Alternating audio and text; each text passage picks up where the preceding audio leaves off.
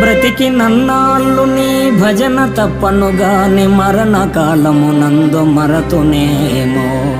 ఆ వేళ యమదూతలాగ్రహంబున వచ్చి ప్రాణముల్ పెకలించి పట్టునప్పుడు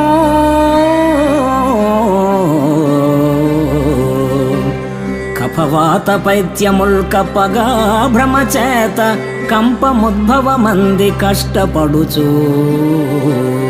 నా జిహ్వతో